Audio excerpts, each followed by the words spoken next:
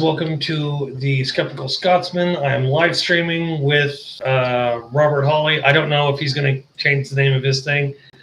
And yes, while you can see this podcast, my camera's recording it. So I'm Robert Hawley. Welcome to True Crime Cult.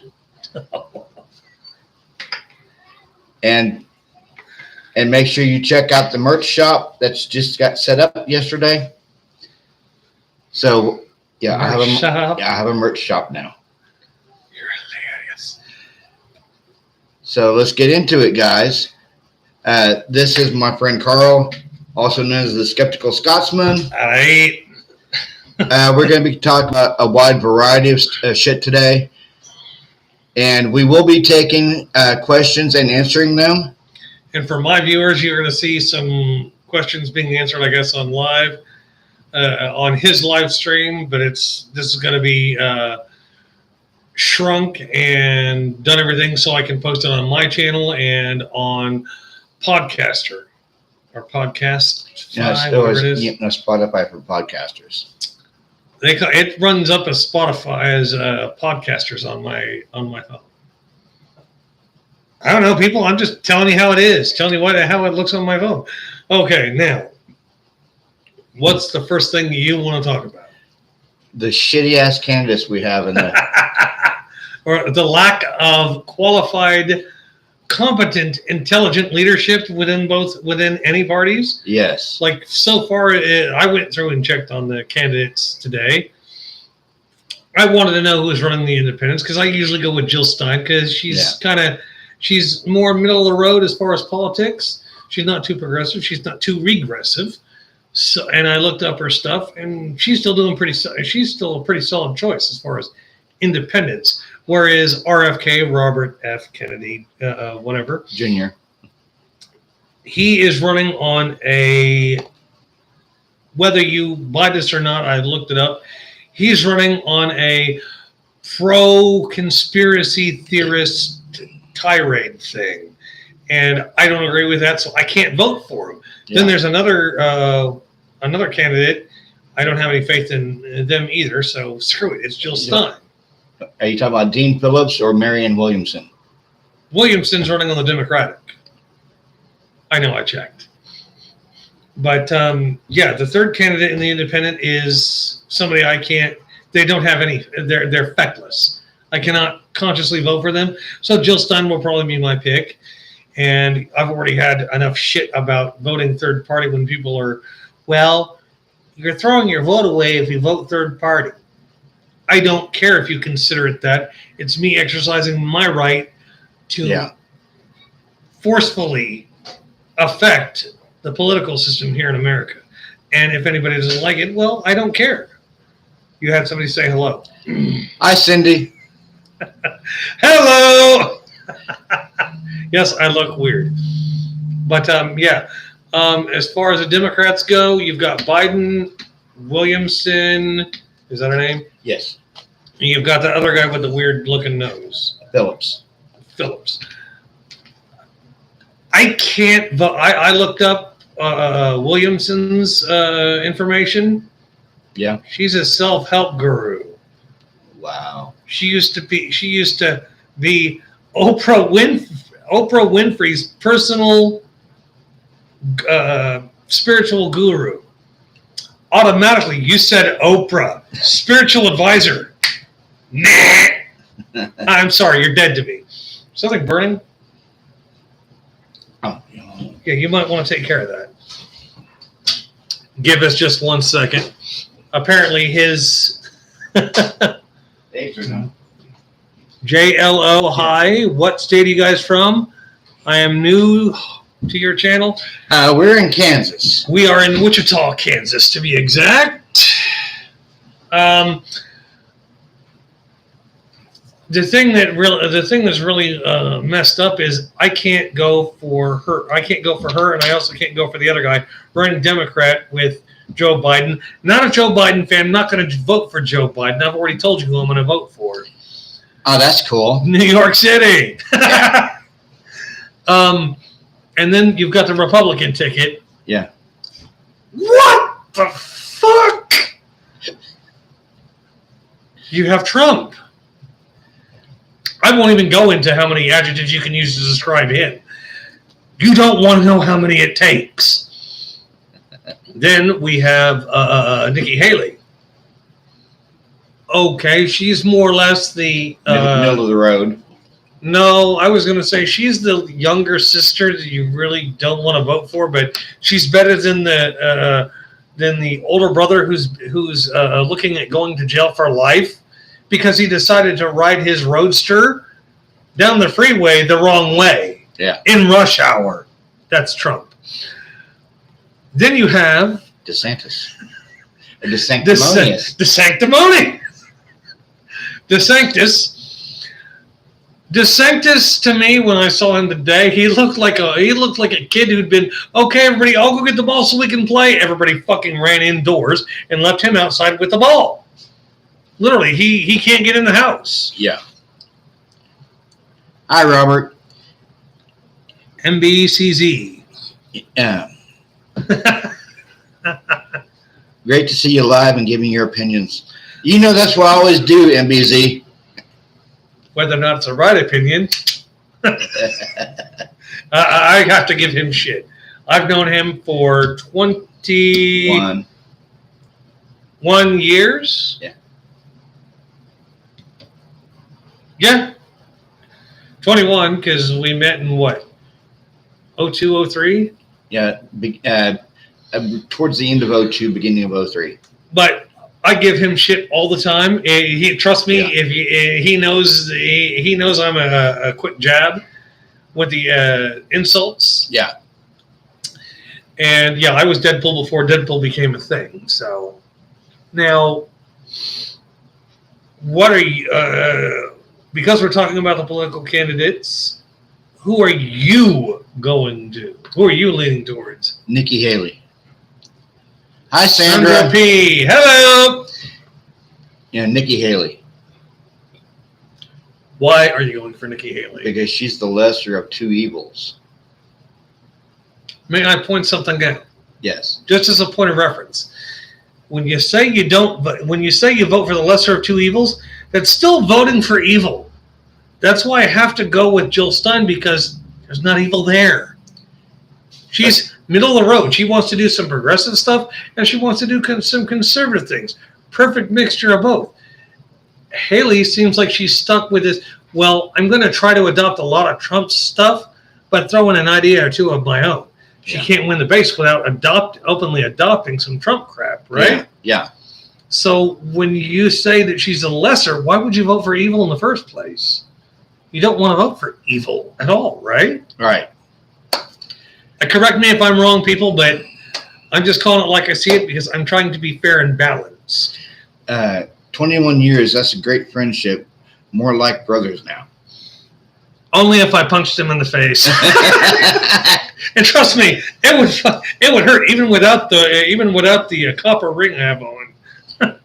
Because my hands are like fucking granite at this point. I don't like talking politics. That's why it's a secret ballot. Ha. Yeah, well, here in Kansas, specifically Wichita, you are in your own little cubicle. Nobody's allowed to look into it. And you're not supposed to take pictures, but during the presidential ballot, I'm going to take a picture of myself, what I voted for. That way, if anybody disagrees, it's like, I don't care. It ain't your vote. It's mine. Yeah. I've been getting flack for that for like 2 days because I posted in a debate group about how third party is best because you're not voting for an evil. You're voting out of evil. And people who say I'm wasting my vote, it's like, okay, don't disenfranchise me because you don't like who I picked. When you vote for Trump, do I give you you shit for voting Trump because we both talk about Trump? But do I say thank you for voting? Do I not? Yes. I don't ever take away anybody's vote. Do I have to agree with who they voted for? Fuck no. Yeah. But I thank them for voting. Did you vote for from Trump in the past elections? Just curious. Yeah, I voted for Trump in the 2016 election. And then try to lie about it to me. Yeah, well, I didn't vote for Trump in the 2020 election. I voted for Joe Jorgensen. Jill Stein, then Joe Jorgensen last time. I will be going with Jill Stein this time because Jorgensen is no longer in the running. I already know who I'm voting for with a shadow of a doubt. I don't have to think twice Hey, that's about all it. good. Yeah, that's all good, Sandra. Hey, if you vote, aces to you, man. Awesome. But that's why. But what I'm saying is, like, politically, a lot of people in my debate group, they're like, no, you need to vote Biden because then it'll give. If you vote third party, you'll give more votes. It'll mean Trump will win by a bigger landslide. I can't vote that way. I'm allowed to vote the way I want, so that's the way I do it. I sleep very well at night because I vote my conscience. I vote what's best for what I see as best for America. That's awesome. People always actually lose friends over who they vote for. I've seen it happen. Oh yeah, so Yeah. we've seen it. And what's funnier is even my wife was like, "Well, are you going to break up? Are you going to break off your friendship with Robert?" No, we didn't talk for about 3 weeks. Honestly, when he voted for Trump the first time, we didn't talk for 3 damn weeks. Now, why did we not talk? He was so pro-Trump that he would not listen to any discussion of any dissension towards him. Me, he could sit there and bash Jill Stein all he wanted because I was okay with having that political exchange of ideas. I don't have to like his candidate. He doesn't have to like mine. He was still in the stupid phase of his life where if you're not going my way, I'm not going to talk to you. Yeah. After about 3 weeks, he finally fucking ate his pride and started talking, and then we were all right. Yeah. But it was on him, not me. I kept the line open. Yeah. My mom and stepdad separated because she voted for Trump. See, funny part, we know your wife voted for Trump. Okay, Yeah. We don't care. It's glad she voted at least. Yeah. We're not going to hold that against her. Now, what's funnier is I voted Jill Stein and my wife voted for Clinton. Okay. And it was my wife's first time voting. Like, she'd never voted before. The very first vote she does is a presidential one. She voted for Hillary. She explained to me why. And I'm like, I don't care who you vote. You voted. Yeah. I don't care if it was somebody I didn't like. You voted. That was the whole point. Yep. Trying to affect change in America through voting is your political right and your right to enact violence upon our political system, which is all important. Yeah. Because everybody who says our Constitution is great, yes, it is, but it's also malleable. The problem is when you have people like Trump during his last rally saying that the president should have utter, complete immunity from everything. No, that's literally against the Constitution. Yes. He needs to be controlled by power, constitutional power, because he doesn't need to be overreaching in his power, which, like me and him were talking earlier today, and we're talking about Trump being ineligible. There's 2 things that would make Trump ineligible, in case you're unaware. One is the 14th Amendment, Clause 3. Yeah. Participating in an insurrection, which he did. He fomented the crowd, which is a participation thing. Yeah. And 2, getting charged with an indictment. Those 2 things completely make him ineligible if they happen. Let me click this like button. But if Trump does get voted in, I'm scared of the consequences and repercussions of that vote. And I'm afraid for our country. Yeah. Not for individual people. I'm afraid for our country as a whole, because we are letting a guy who's already proven that he wants to have usurpable power Yeah. in charge. And when people say they enjoy his policies, we've already covered that from the last one. You liked his policies, and I had to walk you through all his policies and what they actually meant and the fact that they were ineffective. Oh, yeah. And everybody still was like, well, I still like his policies. What policy? Just slapping your name, renaming a policy and slapping your name on it isn't coming up with a new policy. Like the USMCA. That was stupid. But, people are going to do what they're going to do. Yeah. And me, I absolutely. Anita Backrub. Absolute power corrupts absolutely. Yes, exactly. Yes, that is correct, Anita. And Trump having unlimited power to do whatever the hell he wants when he wants to. He's allowed to bash you, but you're not allowed to bash him, because if you bash him, you're fake. You're never Trump. You're all these things. Is like, you're allowed to personally attack my character and my person, but I'm not allowed to attack you. No, that's what the freedom of speech is. If you're allowed to attack me, I can attack you. In my own opinion, we have no good candidates. That is true. I can see that. MBCZ. Yeah, I can see that opinion, but I like Jill Stein more than I like everybody else. Everybody else is demagogish or praising. I agree at NBC Network. Amy Lane. I'm not saying that Jill Stein is the absolute best candidate we're going to get. I see it as she's the best candidate we have currently. Yes. From my perspective, you don't have to agree with me. None of you have to agree with me. I'm just letting you know what my independent view is, because yes, I am an independent. I was born and raised a Republican, chest beating, war drum pounding Republican, and then I switched. Now, what if Joe Manchin goes no labels? Because he's been talking about going no labels. Honestly, right now, that's like Robert Kennedy doing a no-label candidacy. Nobody cares. You either run, it's like, well, we're going to run this no-name label. What the fuck you think independent is? Well, I'm running libertarian. It boils down to, if you have so many fractured small parties, then it becomes a roulette game of who the hell is going to be even president. Yeah. Because you got all these smaller people. Now, if you got one or two third parties, okay. But you need to get real national exposure. And then you have to convince the dreaded baby boomer generation to vote something other than, well, we're Republican because they saved our ass. No, they didn't. Trump didn't save anybody. Bush didn't save anybody. Reagan didn't save anybody. For those of you who think he did, well, I would enjoy seeing proof of that, but I don't think anybody's going to show me proof of them being saved by any of their policies, unless you're rich. In which case, yeah, they saved your ass big time. This is water, not vodka, just so you know. If I was drinking vodka, I wouldn't be able to drive home, and I still got to drive home after this. Amy Lane. And yeah, I don't know who any of these people are, but hi.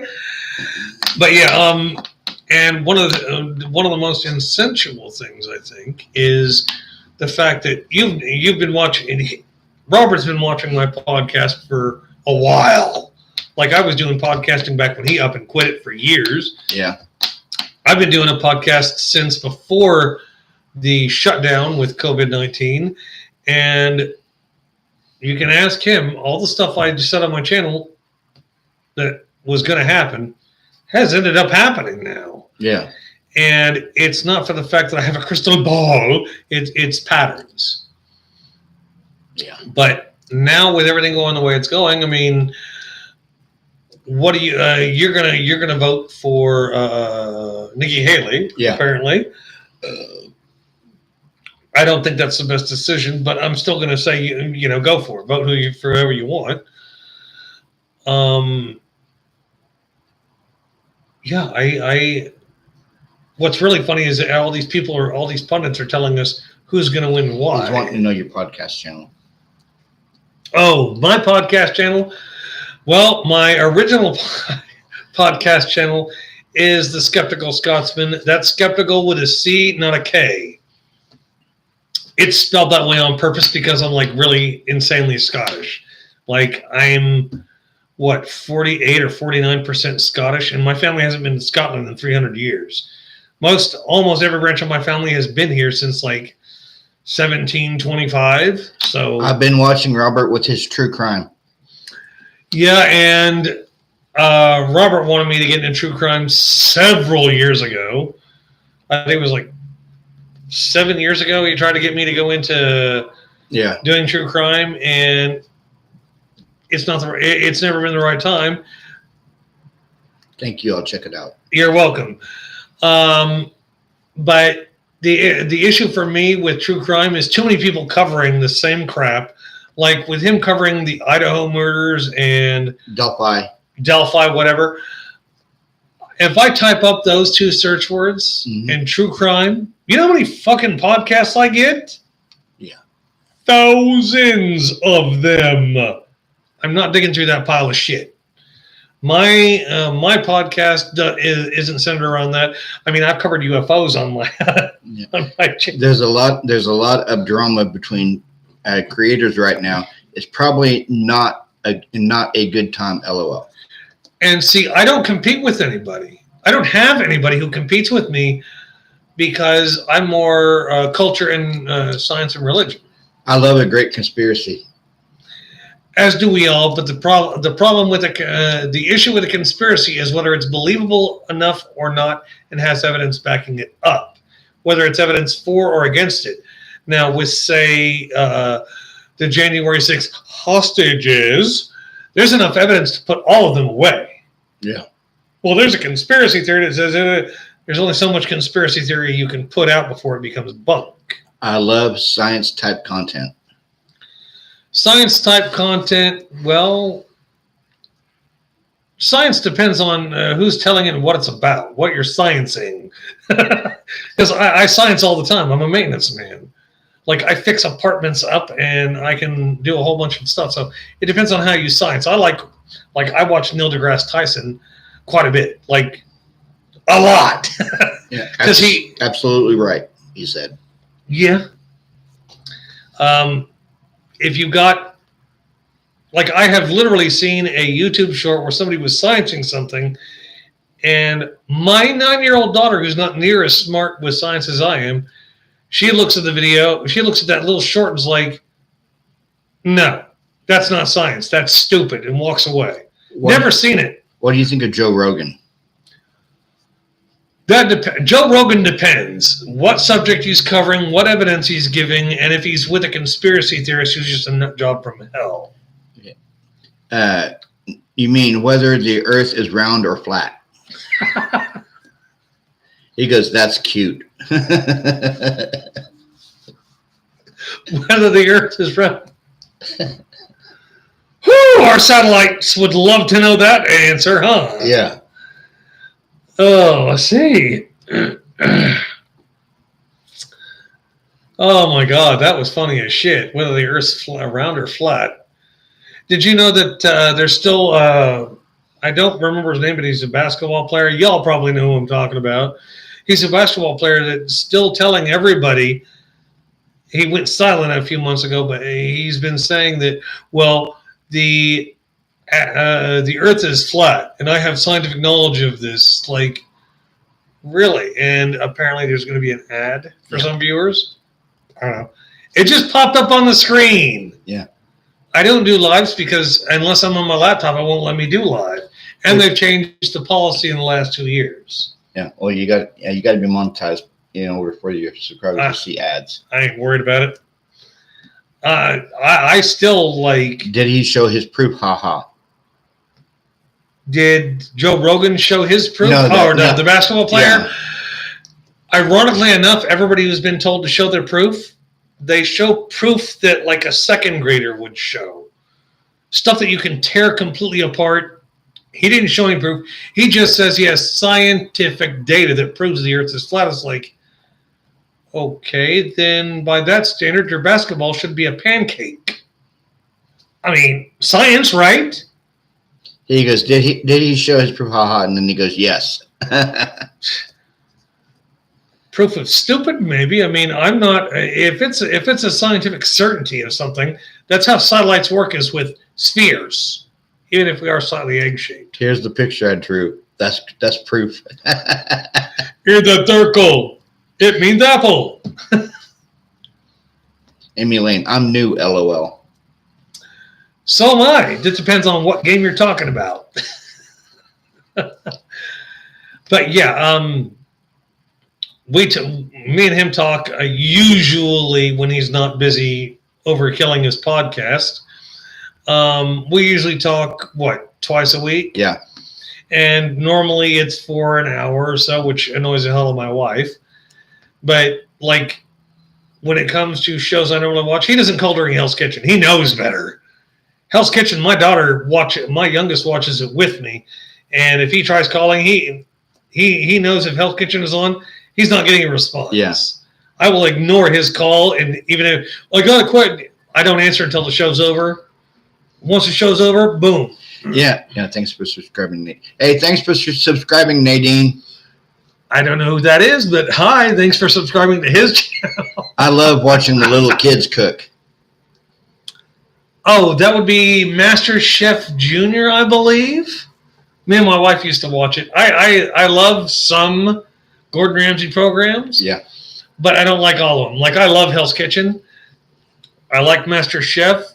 What really is weird is I was watching Master Chef Australia, and they've got his mentor, Marco Pierre White. He literally can go in and, like a school teacher, go up to this completely destroyed cook or chef, explain to them what went wrong, and they're better for it. Like if they survive that round, they improve like 100% after he's talked with them. See, I like Iron Chef. My husband and I just opened a restaurant called the Morning Rooster. It's a breakfast diner. That is interesting. The Morning Rooster. God, I'm having such a Deadpool moment. I'm trying to hold that back. Now, see, I like the Iron Chef. The Iron Chef. Which one are we talking about here? You go from the Master Chef, and then the Iron Chef has those Japanese judges. I'm trying to think of what the hell you're talking about. Because, like, there's Iron Chef, the original Japanese or the new American version. The Japanese version. And then there's, like, Next Level Chef. There's all these... I like Forged in Fire. Forged in Fire isn't half bad. My problem is I can only watch, like, 2 or 3 episodes at a time, and it depends on what they're making. I'm a cake decorator, so I love the cake competitions. Like, what was the name of that show where they it wasn't Cake, I don't think it was Cake Boss, that's another show, but they had one where people literally just made sweets. They made desserts. It was canceled, like, right before the pandemic. I know what you're talking about. I just can't remember the name of it. Yeah, it's got that little guy with the glasses and stuff with the frosted hair, and he's all trying these insanely... He's a cake boss. Wasn't Cake Boss the one based on that New York's bakery? I could have swore it was. I don't know. Can't check my phone because my phone's up there. But yeah, I can't look stuff up while I'm recording because, yeah, obviously. Yes, buddy. Cake Boss. I don't know. Like, I've watched so many shows. Like, we watch Tubi a lot. Yeah. I've been watching the backlog episodes of Hell's Kitchen and Pawn Stars. Dude, it's funnier now than it was 20 years ago. And we're watching stuff like Dean Martin Roasts, Iron Chef, the original. Nobody's airing the new Iron Chef that started from the original back in like the 2000s. Nobody's airing it, and I'm not paying for Food Channel subscription. Yeah. But, oh, and by the way, are you going to be subscribing to any new streaming services this year? Do you make wedding cakes? At somebody else. At Jennifer Hansen. I'm not sure yet. Well, do you have any streaming services now? Yes, I have Peacock. I have Discovery Plus, and I have Netflix. Okay, because combined we have at our house we've got Amazon Prime, which gets some really cool ass shows with that. We hit up Tubi. We use YouTube. We have access to a Netflix account. And are you going to do YouTube TV or just YouTube? I'm just better off with YouTube. Do you know YouTube TV costs a lot of money? I didn't know that. Yeah, unless I'm mistaken, the last time I looked it up, it was like $75 a month. I'm not paying $70. Hulu is good. See, I'm old enough to remember when Hulu was absolutely free. There was no thing. You just signed up and watched videos. Now, Bob Iger, he's the CEO of Disney. He has actually came out and said that Hulu and Disney Plus are going to be merging. And it's going to be called Disney Hulu. Yeah, I don't know about that one, but it's still free. Freebie is, from what I understand, Freebie is through Vizio. Yeah, because we have a Vizio TV and we get Freebie for free. Yeah, but we like watching Amazon because there are no commercials. When we go to watch episodics like Pawn Stars, Hell's Kitchen, any of the old, we have Columbo on there. Now, what do you think of the new Pawn Stars Do America? Where I haven't heard about it at all. Yeah, they literally, it's almost like a traveling Pawn Stars. It looks sounds like Antiques Roadshow. Yeah, that's what they're like for cracker methods. That's what it sounds like to me. I didn't say that's what it was. Just said that's what it sounds like. I heard of it, but haven't seen it yet. Yeah, Crackle is good. Crackle. The last time I tried to watch Crackle, they wanted my credit card information, and there are too many subscription services for streaming, so I don't do them. I heard the son just died. Who are you talking about? Corey Harrison? You heard this? The son. I hadn't heard anything about it. On that Pawn Stars, I don't know. I haven't heard anything about it, but I can look it up later. But yeah, I don't know. I honestly don't know. But the son, Big Hoss. Yeah. Last I knew, this is how long it's been since I've watched it. I know he had like the gastric bypass surgery done, so he's thinned out, and so did Chum Lee. My husband told me this morning. I couldn't tell. Yeah. I don't know. Yeah, I know. Chum Lee is supposed to be going to prison or some shit. That's been going around for like 5 years. Yeah. Chum Lee, ever since that series ended, like right after the old man died, all of a sudden Chum Lee's going to jail, and it was, I don't know if he actually went to jail or time served. I don't know what the conditions were, but I don't know if Corey died. Honestly, I haven't kept up with it. I've been watching like the original episodes from back in 2008. Now, the episode of the Pawn Stars that made me laugh my ass off was when Corey shot Rick in the face with that bazooka, with that toy bazooka. Yeah, so far I just got done with the Christmas episode where Corey regifted his grandma's bad Christmas sweater and regifted it to Chum Lee. I know. I'm not saying it's a great thing, but that's how it happens. Like I said, I've been going through different shows, and like I've got George Carlin on Holdback. What about the little guy on that show? Go around looking for stuff in people's sheds. American Pickers? Is that what you're talking about? American Pickers? Oh, yeah. It was Adam Harrison, not Corey, that died. I don't even know who Adam Harrison is. Frank Fritz on American Pickers died about 3 weeks ago. So,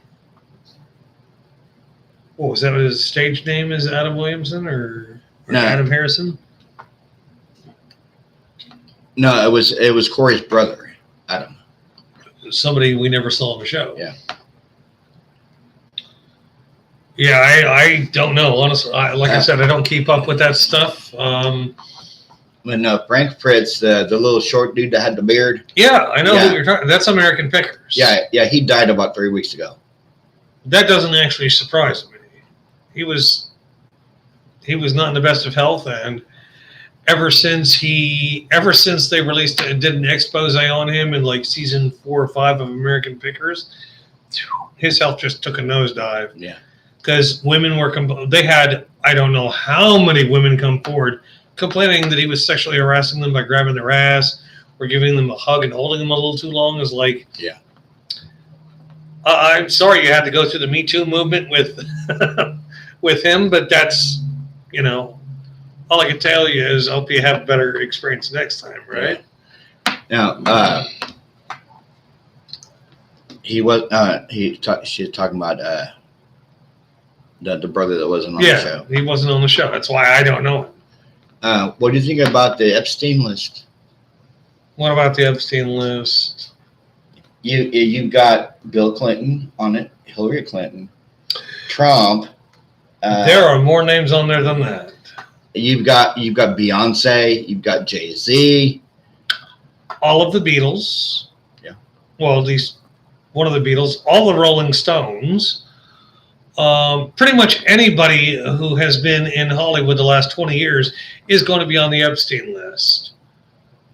Now, do I think others had more involvement than certain other people? Oh, God, yes. Michael Jackson was on there, too. As was Macaulay Culkin. Yeah. So, yeah, this whole thing of, well, they're on the list. They should be canceled for life. Yeah, Beyonce was on the list, MBCZ. So was her husband, Jay-Z.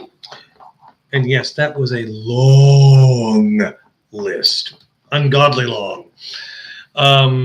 Like Mark Zuckerberg, pretty much all the big tech guys have been to Epstein Island, and they were on the flight logs. So anybody, I'm waiting for Jimmy Kimmel to be caught, his name to come out, because he was like, "Well, I'm going to sue Aaron Rodgers if he says any disparaging comments about me being on." And if he finds it, what then? It's not like we canceled Trump or anybody else over it. So your name's on the list. Big fucking deal. A lot of people went there. A lot of rich and powerful people. Jimmy Kimmel would not be an exception at all. Nope. So him threatening legal action tells me one thing. He's got something to hide. And that's what it tells me. Yeah. I don't know about you, but that's what it tells me. Yeah. So what do you feel about the Epstein list? Yeah, personally, anybody that's on that list shouldn't be supported by the public. What about Anthony Oliver's song "Richmond, North of Richmond"? Okay, I'm not laughing at you, but I actually got to ask this months ago when it was an actual thing. I don't know about him, but I was, because he asked me, and several of my fans asked me what I thought about it. And shall I get into this? Yeah. Okay. Can you hand me a Pepsi Zero down there, please? How do you still drink pop? My freaking doctor put me on the Pepsi Zero. He should have cut you off the pop, period. I don't drink pop. I haven't drank pop regularly since 2010, in case you're wondering why. But where were we here now? Anthony Oliver. Yeah. If I waited weeks. I love this song. He has great points. Well, see, my issue is when Anthony Oliver became like this ungodly huge nuclear country star. Yeah. I waited because I wanted to hear some stuff, and then he came out in an interview saying that he was suffering from a mental health crisis. He was going crazy. He wrote the song. The song itself, okay, I listened to it. Mm-hmm. Wasn't bad. Could have been better, but it wasn't bad. Yeah. He wrote that in a troubled time in his life, and then Republicans jumped on it. Well, this is our motto. You're the rich men above Richmond. And then he came out and said the exact same thing I did. And all of a sudden, everybody just kind of faded. Yeah. And I remind people, you can like the song. The song came from a very dark place when he was suffering from a very huge mental health episode. And he makes songs on TikTok or wherever the hell he's making those songs at, and then playing them. Did I personally like the fact he came out with it? Not really. I mean, I've heard songs like that a billion times over. I'm glad he made money off of it. He turned down a shitload more money because he turned down recording contracts with like every label there was. He turned those down. He could have just as easily picked those up and made a buttload. Right. Ironic. Yes. Irony. It's just like at one point he had one of the top 3 songs in the world, because at one point it was Anthony Oliver, Jelly Roll, and Jason Aldean. And no, I'm not proud to say those 3 names all in a row. I don't really do the whole Jelly Roll thing. Thanks for your honest opinions. We try to be honest to a fault. It's a pain in the ass to be honest for me sometimes, because a lot of people don't like my opinions. I don't give a shit. But yeah, like Jason Aldean's song. What did you think about Jason Aldean's song, Try That in a Small Town? Your honest to God fucking opinion. And I will call him out if he lies. Yeah, I liked it. There's certain parts I didn't agree with, but I liked it. The song itself, not the music video. Yes, there is a difference. That's what I'm saying. The song itself I like. I actually have it on my phone. Mm-hmm. We all have them. Me, I didn't like this. When I saw the music video, it completely turned me off to him. But then again, I have a reason for not liking Jason Aldean.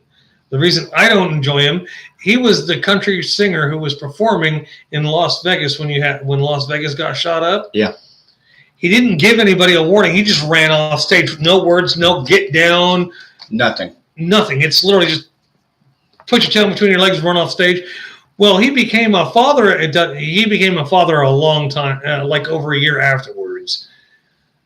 Like, that's why the guy, and after the Vegas shooting, did you know his popularity went? He is arrogant. Yes, he is arrogant, and he's an ass.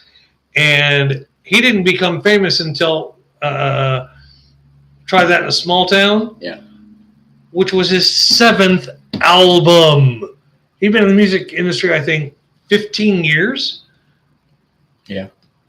By that point, it's like, dude, you can't keep. I mean, I wouldn't try after that long. Then they started using that song at every MAGA event known to man. Try That in a Small Town. It's like, y'all don't realize that actually happens in a small town, you idiots. Like, I asked several of my friends who were in small towns. They're like, yeah, same shit happens in small towns. Difference is we don't talk about it. It doesn't make the news. Like, I get that. It still happens. It's just not publicized in small towns. Yeah. In small towns, you can still have lynchings. You can still have the whole town go out and beat the shit out of somebody until they're dead. Yeah.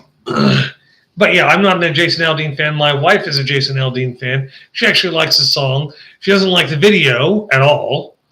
Yeah. That video is the original video is so supercharged with stupid shit. Like the 2020 riots and everything else. Yeah. Chris Stapleton is my all-time favorite. I can't. See, I'm not a country person, but I try to listen to. My wife actually tried to get me into Chris Stapleton. I couldn't do it. I can't do it. I'm not a country guy, but I do like the moment I heard God's Country by Blake Shelton. Yeah. I knew I was downloading it. I used my phone to get the name of the song. Yeah. And then immediately went and downloaded it. And now I have it. Oh, and he's coming to town in March. I won't have money. I got to cover my daughter's birthday. My daughter turns 10 in March, so I'm not going to give that. I'm not going to go attending a concert that I can't afford. What do you listen to? Me? I'm thinking that was delivered to me. Love that song. God's Country. She loves that song. Yeah, God's Country is good. I only like really good country music. Like I have a little bit of Alan Jackson. I have like 1 or 2 songs by Clint Black. But my main thing is rock. I listen to a lot of Disturbed, Mudvayne, Godsmack, a little bit of Shinedown. Shinedown's not that great. Here recently, I've been getting into sea shanties, like jigs that you would find in Scottish and Irish pubs or stuff like that. Love listening to that stuff. Like I've got an entire playlist of like 5 songs. Just they're epic. Yeah, see, like, well, on my phone, I got like a hodgepodge of country, hard rock, rap, like Peyton Parrish. I don't know who Peyton Parrish is, but Cool, great music. But I I still have Hollywood Undead on my phone. I have Eminem. I have 1 or 2 songs by Dre, Snoop Dogg, but they're really good songs. They're not like the crap songs that nobody ever listens to. When people are like throwing out an obscure Eminem titles, like, "Oh, this song covered this," don't care if it doesn't strike me as a good song, it's not going on my phone. Yeah, like the Eminem songs I have on my phone is Not Alike, Ringer is a Ringer, Beautiful, Forever, which features with Drake. And I'm not a huge Drake person. And on the way over here, ironically enough, I was listening to Harry Belafonte. Dale! I'm into a bunch of weird shit. But then again, I also have Bad Boys by Bob Marley on my phone. And I am so conditioned because of Cops that you get about 30 to 45 seconds in, you're used to hearing the cop come on and all people are considered innocent until proven guilty in a court of law. None of that in the actual song. Yeah. And by the way, they're coming out with a Bob Marley movie, in case you didn't know. Now, what do you think about that new docuseries coming out on Paramount Plus called Cyber Sleuths? I haven't heard about it. But then again, I told my wife that we may end up getting Paramount, because I'm a Trekkie. I literally have the entire series of Star Trek Deep Space Nine on disc, which I have to download again, because back when I did it, it was 7-8 years ago. Yeah. Like possibly 9 years ago when I did it. It was like when me and my wife were still in our first year of marriage. I'm more of a next generation type of person. Oh, and just so you know, my wife went through her email and found we got my wife was emailed in the last week 1,800 times. We've been invited to 1,800 different wedding anniversaries, which we can't go to. Cyber Sleuths, MPCZ. Basically, it talks about all the clickbait content creators on YouTube, like has JLR in it. It has Rory in it. It has like a whole bunch of different true crime content creators. I'm not sure I'd watch that. Oh, have you seen Stupid Money yet? Not yet. Oh, I think it's Stupid or Dumb Money. It talks about the incident with GameStop. Badass movie. But then again, we just finished The Creator last night. Yeah. And don't watch, for the love of God, do not watch. What's it called? Give me a second. Dream Scenario. Don't watch it. I love Nicolas Cage, but dude, that movie sucked more balls than Elton John at a gay pride parade. Like, I felt like I've been wasting time watching. It's going to be on the Paramount Plus on February 6th. It's a new docuseries. Now, what's funny about docuseries is like that one I asked you to watch and take notes on. Mm-hmm. Well, a friend reminded me about it when lockdown was going on, and I went through and checked everything. I asked 6 people to watch it. Nobody made it through the damn video. The person who told me to watch the video didn't watch it but once, and she only made it through 1 episode. You're welcome. I watched all of it. That's 9 hours of my life wasted watching that damn documentary. And yet, it was kind of fucked. Well, and it was about partisan politics and conspiracy theories. I watched it. I watched it again to take notes. I just started watching All the Light We Cannot See on Netflix. I don't know. I've never heard of it. But then again, I'm not on Netflix all that much because it's not we have access to an account. We just don't use it all that much. Just like we're waiting for Stranger Things season 5 now, which they're with the Palestinian versus Israel thing becoming an issue with one of the cast members because they stand with the Israel, which I do too. A lot of people are like, well, you don't need to do that. Palestinians need to be free. If you know your history, you wouldn't be saying that dumb shit. Yeah. I don't care which side you stand on. I just know where I stand. And my daughter is in the worst position to be in. My daughter happens to be of Israeli descent from my side. And she is Levant, or Lebanese, on her mother's side.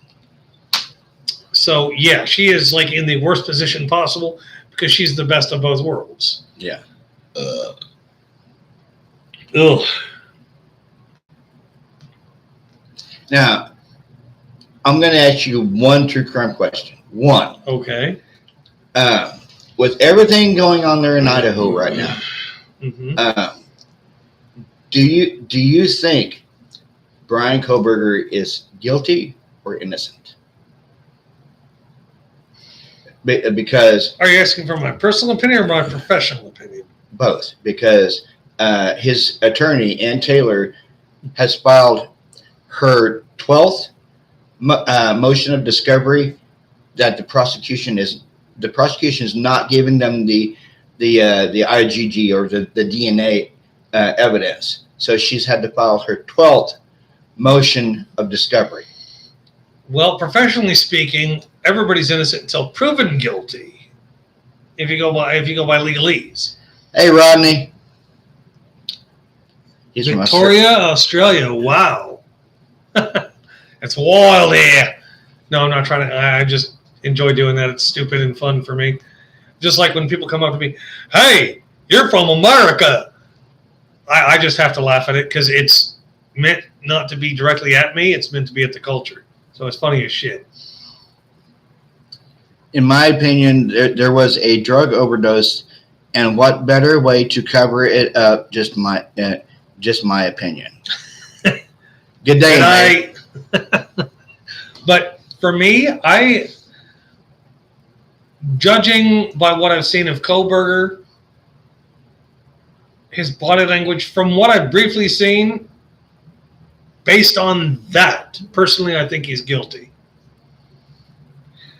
Officially, he needs his day in court. I get that. I understand that. I respect that. It's the law. But as far as reading all the stuff he's not saying, dead guilty. Now, should the university have torn the house down before the trial? Well, unlike a lot of snowflakes that go to school fucking now and get off on their student college loans, I think they should have maintained the house for contextual reasons. Like if they put these jurors in certain positions and have like mock furniture or whatever and put these jurors in certain positions and then something doesn't seem feasible, it's probably because it's not. But you can't get that because now they have to rebuild a exact duplicate of the apartment if they decide to go in. They're doing 3D renderings. 3D renderings versus going to. Did you watch Law and Order in the last 2 weeks? Mm-mm. They had somebody. They had this case where they drew up a 3D rendering of the crime scene. Jury wasn't really that swayed. The prosecutor, the DA, takes them to the scene of the crime, which he was at. He didn't have to say a lot. He said two damn sentences. They locked the guy who was the guy who went on a racist tirade with a gun. He went to prison because they got context from being in the location and seeing everything. Yeah, because it can change it instantly. Yeah. He said it's not the same. The 3D rendering's not the same. Yeah, it's not. Those four shadows running on the body. They might be sus. I don't look into the true crime stuff as much as Sir Snoop's over here. And like I said, there's too many content creators trying to compete for the top spot, I don't want to even think about the top spot. Yeah. Like if I want mystery, murder, and oddity, dude, Mr. Ballin. Literally, I can watch him. I can watch 2 episodes, possibly 3, then take a 2 or 3 hour break, come back and watch more episodes of him. Yeah. But strange, dark, and mysterious stuff is stuff I love. I watch Mr. Ballin with my daughter, and they got some decently graphic stories on there. Yeah. You can see what they're wanting to do with the jury in the case is that they're, I guess, making 3D renderings of the house and everything, and they're going to get the jurors Oculuses. You know what I'm going to say? What? Not the same damn thing. I don't care if you got an Oculus. It's not the same as being there. Like you go there and they need to create the exact. If they're gonna make it as much like a crime scene as possible, they got to rebuild a crime scene in a lab or whatever. They have to duplicate humidity, air pressure, temperature, all that stuff. Give the feel of the place. It's not, well, here's a mock-up of the house or a mock-up of the scene. It's only partial, so you don't get the whole effect, but it works. Sometimes having everything set the way that was set, air pressure, humidity, the carpet being dingy or having a rump in it, alters your perception. Because if you didn't feel it on your way out and then you feel it on your way, if you didn't feel it on your way in and you feel it on your way out, it can change your entire perception of how the case came out. Yeah, because the prosecutor in the case was asked about the jury going to the house, and the prosecutor said the house has changed since the murder, so there's no need for the jury to go to the house. They can. I personally think if they're going to do that, if they're going to do any kind of contextual thing, they're going to have to rebuild the crime scene. Yeah, they will literally have to build a shell of a house, but they need to recreate the atmosphere, the temperature, the humidity, the barometric pressure, the coldness outside, the warm inside. Yeah, I mean that'll give you that. Doing all that creates a sense of what the atmosphere was like. Because then if you have somebody who's like Kohberger come in and you all of a sudden feel cold without any real reason to feel cold, something is wrong. Who do you think has the weapon and maybe the seasons changed? I don't know about the seasons, but from what I understand, it was snowing. It was snowy outside. Yeah. During the murders. You can recreate all these things. You seriously, you can recreate anything if you put enough time into it. Yeah. And who do you think has the weapon? Who do I think has the knife? Yeah. Because they didn't find the knife on Kohberger when they arrested him. Well, you said the guy's working on his PhD or his master's in criminology? Yeah, PhD in criminology. If he's that well studied. He had his doctorate from DeSales University in Pennsylvania in forensics. And if he studied that much, then he'll know how to get rid of that weapon. Like, oh, I dropped it in a bathroom at a rest stop, or I went through this town and dropped it off in a culvert. Yeah. There's really no telling where it is. I just think it's ironic that that like when Kohberger was arrested for the crime, and he demanded his first demand was he wanted the lawyer who was certified in death row cases or whatever the hell it was, yeah, like capital murder cases. The fact that he knew to ask for that, yeah. I'm like, why would anybody specifically ask for that kind of lawyer unless they knew a fuckload more than they were willing to tell? Do you think the weapon was responsible? Do you think that weapon was responsible? That weapon? Surely him and his dad made pit stops along the way. They made pit stops. They had to have. Yeah. I think the weapon's responsible. Well, did the weapon decide to go into somebody? A single K-bar. Yeah, I know what it was, Marine K-bar. Do I think the weapon's responsible? No. the person behind the weapon was responsible. Yeah, just like guns. Guns aren't dangerous until you pull the trigger. Problem is how many stupid people own a gun and shoot it off. Yeah. Like New Year's Eve at my place, you heard guns going off because people were just shooting their guns in the air without any thought of where those bullets were going to land. Yeah. So we lit off some Roman candles for New Year's and got the fuck back in the house because my daughter was outside. Good place to hide a weapon. All over the country. When you're going from one end of the country to the other, or making a very long trip. Right on that. Okay. I mean, the damage, do you think the weapon did that? I honestly, me personally, I can't tell you the weapon did all the damage because I didn't look at all the damage. I stopped paying attention to the Idaho thing months ago because I have to get up and go to work every morning, so I can't obsess like he does for months on end following every little I just mean on the way home, like ditching the weapon on the way home. Oh, he could have ditched the weapon on the way home. I mean, I have to offer that. Yeah.